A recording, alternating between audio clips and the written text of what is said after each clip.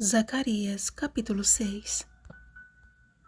Aqueles que estão longe virão e ajudarão no edificar o templo do Senhor, e sabereis que o Senhor dos Exércitos me enviou a vós outros. Isto sucederá se diligentemente ouvirdes a voz do Senhor vosso Deus. Versículo 15. Em praticamente todas as visões de Zacarias, há uma espécie de ritual inicial em que o profeta levanta os olhos e vê. Os seus olhos eram chamados a desviar-se da perspectiva terrestre e contemplar a celeste.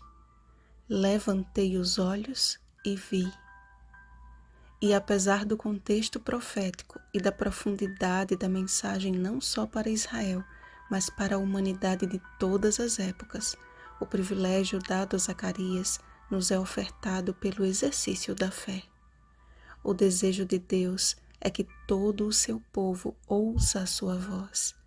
E para isso não precisamos ser profetas, mas homens e mulheres que, como Zacarias, apreciem levantar os olhos para contemplar as coisas do alto. O apóstolo Paulo reforça este pensamento. Pensai nas coisas lá do alto, não nas que são aqui da terra. Colossenses capítulo 3, versículo 2. Apesar de ser incerto o significado da oitava visão, ela começa com um detalhe que faz toda a diferença. Os 4 carros saíram dentre 2 montes. E o verso 5 diz que os 4 carros são os 4 ventos do céu que saem de onde estava perante o Senhor de toda a terra.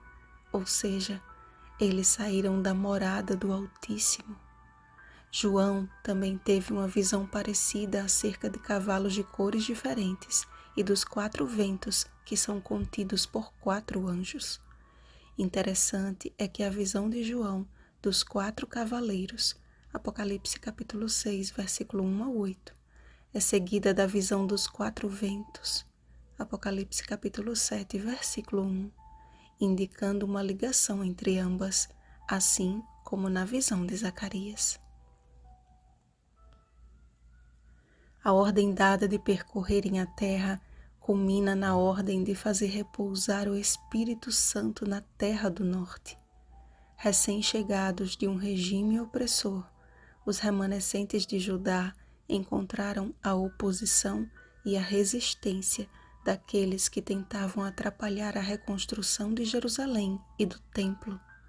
Mas Deus enviou o seu Espírito para trabalhar no coração de Dario, na terra do norte, a não somente autorizar a reconstrução, como também enviar tudo o que fosse necessário para que a obra fosse concluída. Esdras capítulo 6, versículos 1 ao 12. A seguir, o profeta recebeu ordens divinas acerca de alguns do povo. Mesmo sendo desconhecida a genealogia destes 3 personagens, Eudai, Tobias e Jedaías representavam muito mais do que simples cativos judeus, mas o significado de seus nomes indicava a forma como Deus sempre teve o controle sobre o seu povo. Os principais, os úteis e os que têm entendido. Comentário Bíblico Adventista do Sétimo Dia, volume 4, página 1208. Já o nome de Josué é a forma hebraica para o nome Jesus. A coroação do sumo sacerdote Josué é um símbolo do ministério sacerdotal de Cristo e de seu reino eterno. O renovo é o nosso sumo sacerdote, o nosso único mediador diante de Deus. 1 Timóteo capítulo 2, versículo 5. E também é o Rei dos Reis e Senhor dos Senhores. Apocalipse capítulo 19, versículo 16. Havendo perfeita união entre ambos os ofícios. O ministério aos gentios é descrito como aqueles que estão longe. O Messias veio para unir judeus e gentios num só propósito, o de fazer parte da Igreja do Deus vivo, coluna e baluarte da verdade. 1 Timóteo capítulo 3, versículo 15. Olhar para o alto requer a coragem de aceitar as verdades eternas e perseverar com fé em defendê-las, ainda que demande a nossa própria vida. Ser fiel até a morte e dar-te-ei a coroa da vida. Apocalipse capítulo 2, versículo 10. É uma promessa, mas também é um desafio.